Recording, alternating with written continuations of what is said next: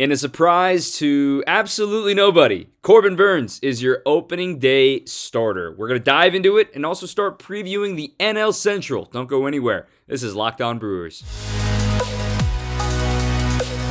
You are Locked On Brewers, your daily Milwaukee Brewers podcast. Part of the Locked On Podcast Network, your team every day.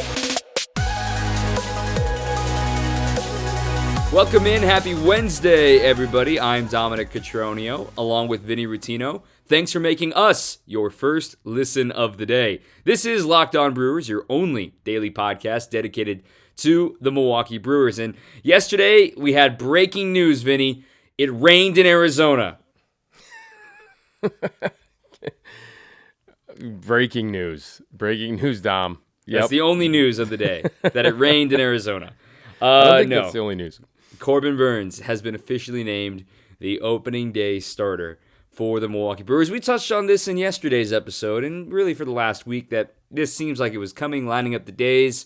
When you did read that this morning, what was your first reaction?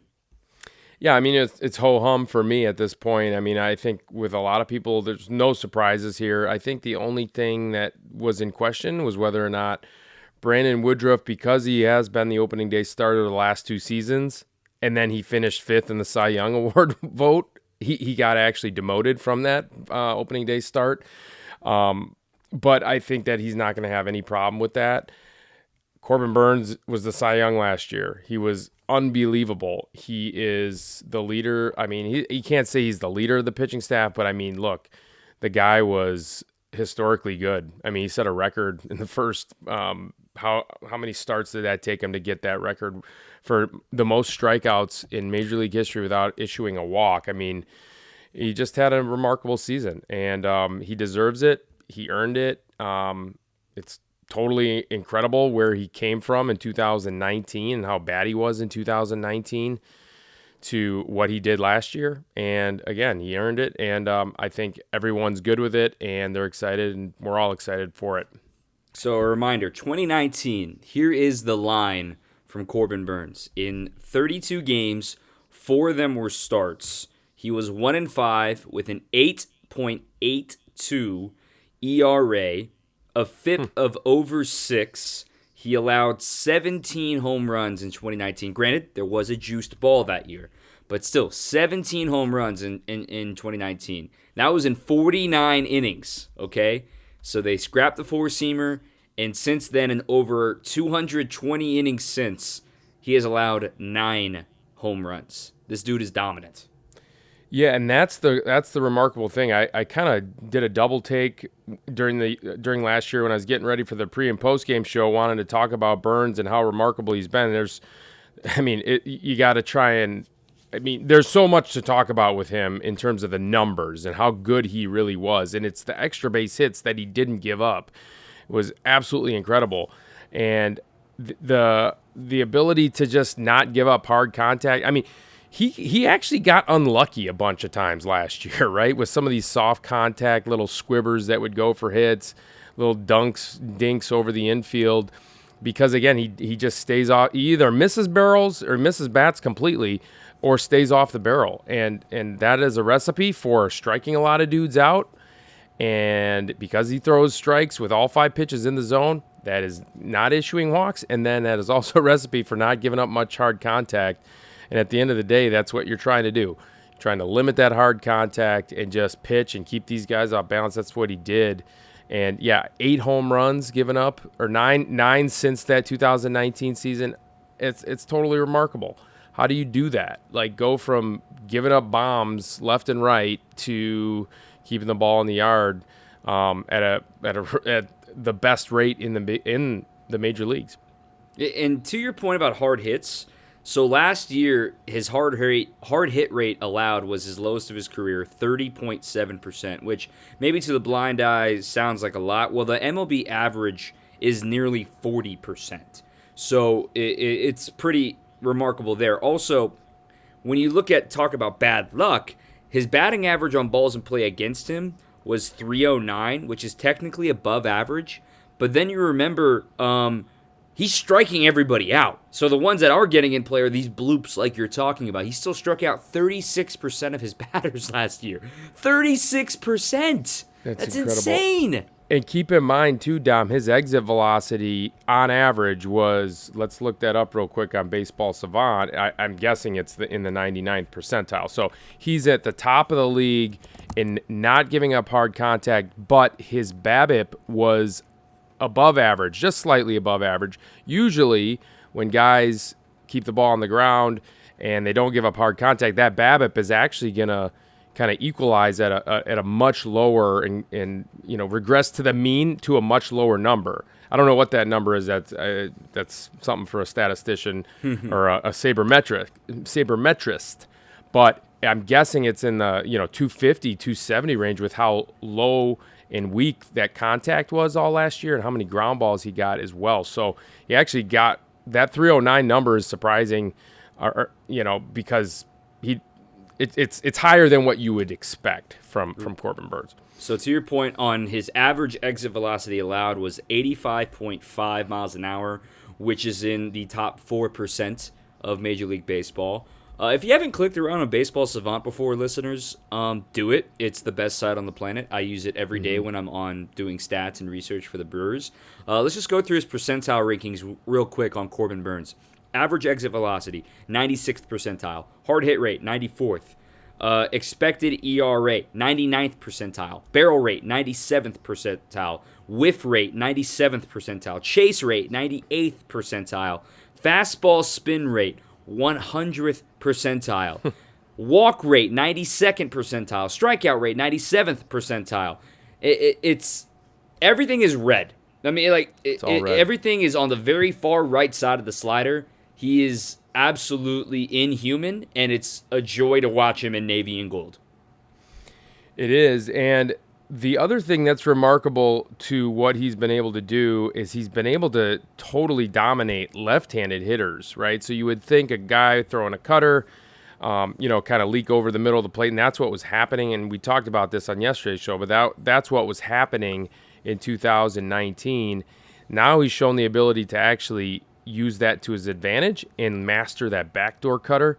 And so in 2019, he had 1,000, I think it was a 1,200 OPS against lefties. I believe that's what the splits were. That's really high. So now last year, the splits against lefties, it was like 520 or something crazy. So that's, again, just another way that he's been able to take a huge step. It's not just like this guy took a tiny little step forward, right? That most guys do as they progress and learn how to pitch at the big league level. He took like the most enormous step forward ever, I think, probably in the history of the game, perhaps. How do you go from that bad to becoming that dominant? It's a pitching lab. It totally is. It totally is. And I love how he talked about how he grades his own stuff and how he evaluates his own performance. He's totally process oriented, and I think that's super cool. He's totally outcome independent thinker, right? And he just stays in the moment and worries about the process. I think that's really cool as well. No wonder he's such a good golfer. It makes total sense. But to your point about OPS, 2019 against lefties, his OPS was 1271. Okay, terrible. And then his OPS against lefties last season was 561. He more than cut it in half last season. That's wild. Good for Corbin. We're excited for him. And I also want to give a quick shout out about Brandon Woodruff. He was asked about it yesterday after his start. I want to get the quote right here as well. That he said, "Look, Corbin's going to lead us off, and rightfully so. There is no toxic energy in this clubhouse, man." No, and how cool is this team? This team is just pulling for each other. Like you said, no toxic energy, no toxicity among the guys. There's a healthy competition among that group. I'm sure that there is, but no rooting for each other when it's not your day to start and hoping, secretly the guy gives up, a 4 spot or something like that. Believe it or not, that happens in baseball. Not on this team. So I just love that about this group there. Everyone's pulling for each other. Everyone's having fun. Everyone's trying to win. And I think they are going to win a lot this year. I agree. It should be a lot of fun to watch. So again, Corbin Burns is officially your opening day starter. That is the headline of today's game. I mean, we can just briefly remind you that the yesterday's final score, I got to pull it up myself. I didn't even get a chance to watch the game because I was working at another game. They lost to the Guardians by a final of 10-3. Big whoop. It's spring training. We're 8 days away from the opener. So let's get on to our NL Central preview here. But before we do that, we're going to thank some of our partners. In fact, our newest one is going to lead us off here, Athletic Greens. I actually started taking this product last season during the caddying year. It just gives me so much of an energy boost, and I feel great, and it's so simple for my morning routine. Look, I'm up in the morning at 6 a.m. I have to get in the car and go. It's so easy because it's just one scoop of Athletic Greens into a glass of water on my way to Erin Hills, and I'm repping Erin Hills today here on my sweater, and it gives me an infinite number of great antioxidants, great probiotics, vitamins, minerals. I mean, this is better than your, daily supplement pills that you may have all lined up in your pharmacy or in your bathroom, right? Athletic Greens can take care of everything for you. So simple for you in the morning. Look, I'm a cup of coffee in my Athletic Greens, and it even costs less than that cold brew that I keep going to get. Shout out to our homies at Collectivo. You're investing in an all-in-one nutritional insurance. It's cheaper than getting all the different supplements that what you would get in Athletic Greens. And it's a great story. They were created when the founder actually was having gut health issues. This is another benefit that I've noticed as well if you really want to get into it. But it ended up complicating a supplement routine, and the owner, or the founder I should say, couldn't figure out how to fix it. So he created Athletic Greens and found out a new routine for himself. Now, Athletic Greens wants you to try it, and to make it easy, they're going to give you a free 1-year supply of immune-supporting vitamin D and 5 free travel packs with your first purchase. All you have to do is visit athleticgreens.com/MLB Network. Again, that's athleticgreens.com/MLB Network to take ownership over your health and pick up the ultimate daily nutritional insurance. Vinny, we're going to start talking about the NL Central. And I know a lot of folks want to say, well, it's the Brewers to win. And quite frankly, it's true. The Cardinals are kind of stuck in this weird spot where they're bringing back Tio Albert, but their main arms that are going to contribute to them are going to be injured at the start of the year. The Cubs may not have enough offense to keep them afloat. The Brewers are certainly the favorite in the Central, and we're going to talk about the Cubs and the Cardinals next week. But today we're going to start with the bottom feeders, the guys at the bottom that, quite frankly, the Brewers are going to need to take the majority of the wins against this season, the Reds and the Pirates. I mean, last season, the Brewers were 14-5 against the Pirates, and against the Reds, they were 10-9. Granted, a completely different team than what they're rolling into this year. But right there, that's 24 wins and only 14 losses in your division. And if you're saying they're going to try to win 100 games, this is where you can start getting them. And I doubled down on that in the preseason show today that we did record. So catch that. Make sure everyone catches that. I definitely doubled down on that 100-win call. But, yeah, I mean, you got to take care of business against the teams you should beat. That's totally cliche. The Brewers have done a really good job of that in general, and especially teams in your division. Like you said, the Reds might be a little bit better than what we think. I know we're going to get into them here in a little bit, but a couple of rookie pitchers that'll make their debuts in the big leagues, we'll see how they pan out, and that could keep them, competing a little bit better than we think. But the Pirates are definitely a team. They'll be good in a few years, but it's definitely a team you want to beat every single time out. So, 100-win season, you got to just lay the hammer down on both clubs. So let's talk about the Pirates first, all right? This will be the first segment we talk about. Last season, the Pirates were 61-101. Just 100 losses is demoralizing, and quite frankly, they don't look much better this season. They do have prospects on the way, but how much will they be able to impact in a rookie season remains to be seen for Derek Shelton. It's his third year for Derek Shelton over there in the Steel City. Let's talk about Zips has projected them at an 8-win improvement year over year at 69 wins and 93 losses, which would match their 2019 record when they started this tanking and rebuilding process. I guess that would mark as some improvement. Key departures for them, Jacob Stallings, who was actually second in WAR for them last season. Crazy. Traded to Miami. Trevor Cahill has gone to free agency, and Colin Moran was placed off waivers and picked up by the Cincinnati Reds. Not much on additions other than our sweet prince, Daniel Vogelbach. First impressions of the Pittsburgh Pirates in 22. Yeah, they're going to be bad. That was my first take on this when I was looking at this roster. This group is not looking very healthy in terms of talent. Look, Brian Reynolds is a superstar in the making. We all know that. Agreed.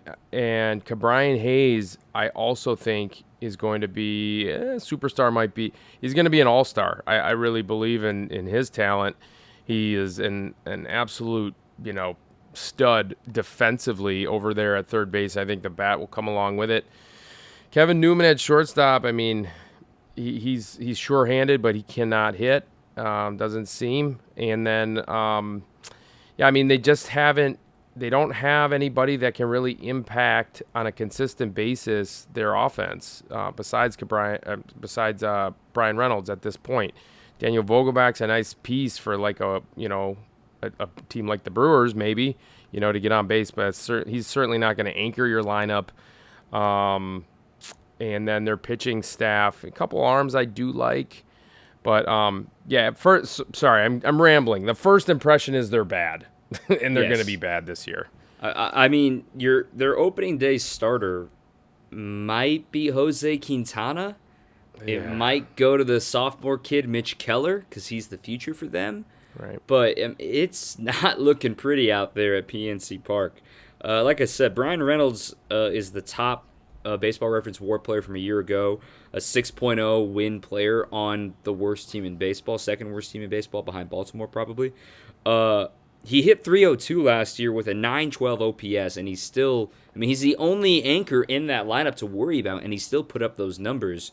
And obviously he was subjected to trade rumors last year, but this dude can play, and they want to build around him, and I really want to see Brian Reynolds continue to flourish given his talent. I've seen him since 2015 back at Vanderbilt and back on Cape Cod. There's no other way to sugarcoat it, really. The Pirates are bad. Their payroll is only $45 million heading into this season. I mean, they are really slashing things. Yeah, you wonder if they're, obviously they're tanking. It's not, I guess it's not like a totally intentional tank. They're a small market team. They need to rebuild. They need to regroup with some prospects. And they do have a couple interesting guys in O'Neal Cruz. This guy is how do you describe O'Neal Cruz? He looks like Giancarlo a massive Stanton. Shortstop. I mean, if Giancarlo Stanton played shortstop. And could move really well and athletic, right? So he's a fun player to watch. JT Brubacher, just switching gears a little bit, I'm surprised that he had such a poor year. He looked really good early on against the Brewers. Through May, I'm just looking here, all the way through June, his ERA was still respectable in the 3.8 range. And then all of a sudden in July, he just gave up a bunch of crooked numbers, in a row, like 10 really bad starts in a row to end his season. So he ended up with I think it's a little deceiving. I don't know. I'm curious to see what happened there. I know the second half was pretty bad if he was hurt or whatever. But, he's an interesting arm if, obviously if those last 10 starts didn't happen. But other than that, I don't see much else and see many other guys that could help. This shortstop, who was that shortstop last year that kind of came on and he played a bunch and kind of hurt the Brewers? I should know this. Sorry about that. It's from the Dominican. Would it be Wilmer Defoe? No. Sorry, I just had it up. I'll think of it. Anyway, that's my bad, Rodolfo Castro? Yes, he's interesting as well. Talented. He had 5 homers. I think all of them were against the Brewers last year. But anyway, the Pirates not looking good. It's like I said, Zips has them at 69 wins this year, dead last in the Central. I'm not a betting man, but I think that's a pretty good number, maybe even a little less, given how top heavy this division is. between the Brewers and the Cardinals are going to beat up on them. And then the Cubs are still improved from over year. So even though they lost everybody. So I just, we'll see what happens in Pittsburgh for them in the future. Let's talk about the Reds. Before we do that, remind you about our good friends at Built Bar. Of course, they've got amazing flavors on their Built Bars that are covered in 100% real chocolate. And their macros, if you're really into it, are amazing as well. 130 calories, 4 grams of sugar, 4 net carbs, and 17 grams of protein. The flavors are awesome. Mint brownie, coconut almond. They've got new flavors every month. They make them all delicious. There's new flavors all the time. If they think a flavor might be good, they're going to make it. It's going to be delicious. It's going to be good for you. They figure out how to make it taste great first and then make it healthy. I don't know how they do it, but they pull it off every single time. They even got the puffs, those little protein-infused marshmallows. They're always coming up with new ways to give you the best for your performance and what you need in your diet. Got a great offer for you. Go to built.com, B-U-I-L-T, and use the promo code LOCKED15 to get 15% off your order. Again, that's built.com, promo code LOCKED15 for 15% off at built.com. The Cincinnati Reds were a thorn in the Brewers' side last year. I mean, nearly 500. It looked like they were it was a 3-4 horse race for a little bit there in the Central, depending on what the Cubs were going to do, if they were going to blow it up at the deadline, which they ultimately did. But with the Cardinals hanging around and the Brewers running away with it, and the Reds with that offense, man, and now it is all gone. It is all gone. Look, listen to these departures as they are slashing payroll right now. Eugenio Suarez, Jesse Winker, Tucker Barnhart, Nick Castellanos, just on the offensive side. Pitching side, Amir Garrett, Sonny Gray, Michael Lorenzen, Wade Miley. I mean, almost all of these guys are starters or winning contributing players. Zips has them at 75 wins. I don't see how they get to 75 wins, personally. Yeah, 75 is a little bit steep. It depends on Hunter Green and Nick Lodolo, in my opinion, because if Joey Votto does what he did last year, which was absolutely incredible, you do have some semblance of an offense here, although they don't have much in the outfield in terms of help. Jake Fraley is an interesting guy. They got in a trade with Seattle, and obviously Tommy Pham seems to be kind of like regressing a little bit. So, yeah, I mean, they're going to miss Castellanos, and they're certainly going to miss Winker as well. So, 75 probably is a little steep. But, Tyler Mahley's a decent arm, more than decent. He's an up-and-comer. And then, again, they do need starting pitching help. I'm just looking at this rotation. They're going to rely on Mike Minor once he's healthy. Vlad Gutierrez, just kind of a thumber. He had a pretty good rookie season. Reaver San Martin is an electric arm. I saw him actually yesterday pitching against the Rangers. How did he look? He wasn't blowing it by anybody by any means, but he's such a funky arm angle that guys were confused by his changeup, and then early on fastballs, and timing was varied. He works quickly. I wonder if that can work for an entire season. For a team seeing it for the first time, it could be funky, but I don't know if it can work for an entire year. Right. Yeah, so at the end of the day, I think their pitching is going to be their downfall, their major downfall. They're going to probably have a bunch of losing streaks. But, they will score some runs at times, again, especially with Joey Votto, his resurgence, I should say, and then Jonathan India is an up-and-comer as well. So, yeah, it doesn't look good for the Reds either. Well, and here's a crazy thing I noted about their payroll right now, as they are slashing payroll. The big reason they traded Jesse Winker to the Mariners was because the Mariners were willing to take on Eugenio Suarez's salary, $50 million off the books right there.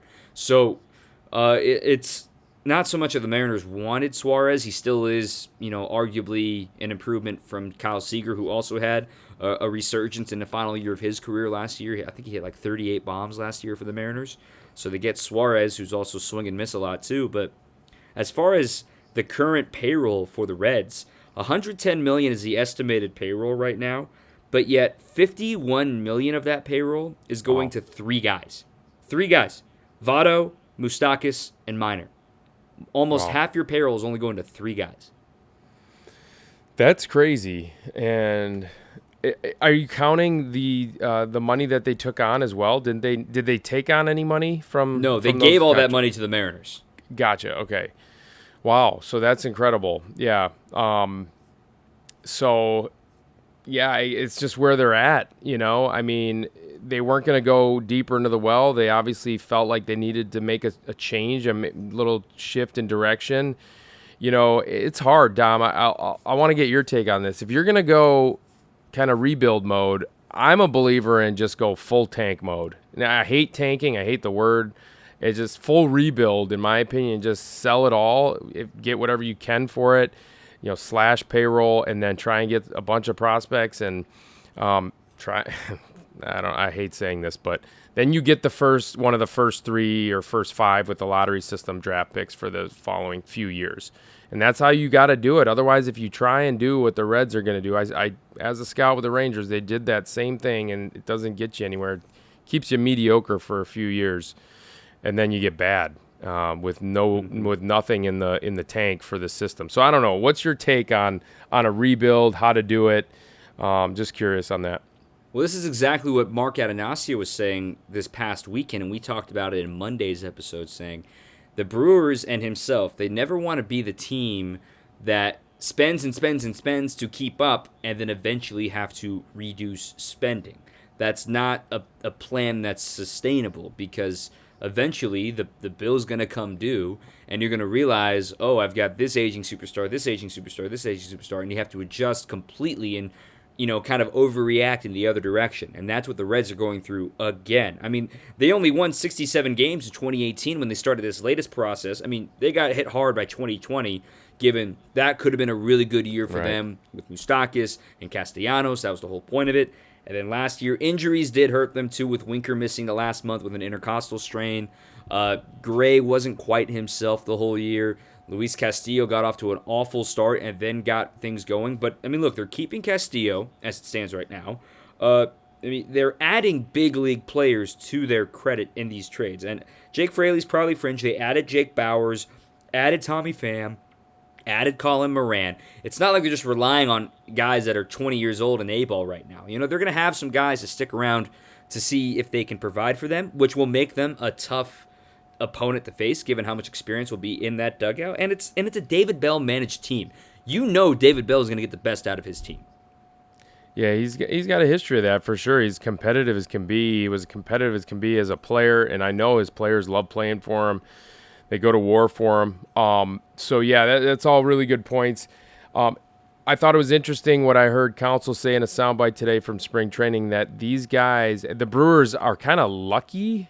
But I think it's more than luck. I think it's obviously what Chris Hook and the pitching lab and the whole pitching team has done with the pitching group. But they've got a bunch of really good starting pitchers arriving at the same time. When I say arriving, I mean like really taking those steps and really establishing themselves as top talent in the major leagues all at the same time.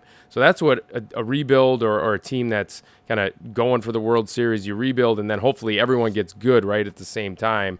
You see that all the time, throughout the history of the game, and the Brewers have that right now. But yeah, I don't see that happening here with the Reds in the future. Maybe with Lodolo and Hunter Green, those are really two good arms that I do see, but you just never know how those arms are going to pan out. And they got the TCU kid, Brandon Williamson, in the deal with the Mariners, too. He should be a star as well. But that's pretty much wrapping up our thought on the Reds. Oh, by the way, quick trivia. Who do you think led the Reds in WAR last season? Oh, boy. Was it... it has to be Wade Miley. That's correct. 5.9 WAR, 12-7 record, 3.37 ERA, and they let him walk for free down to Chicago. So, pretty crazy. Pretty crazy what they got going on. He cost $10 million, so just to be fair, but yeah. Well, he got it, but they had a buyout option for him, but they put him on waivers instead, so they didn't get any compensation in return. So they did not. Yeah, I suppose they could have traded him for something. Mm-hmm. Yeah, someone would have taken that on.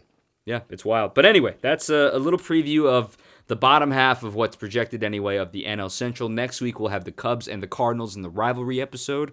Tomorrow, we are going to be previewing for part of our episode the catching core and the DH position, how creative Counsell could be getting with that as far as our positional previews go.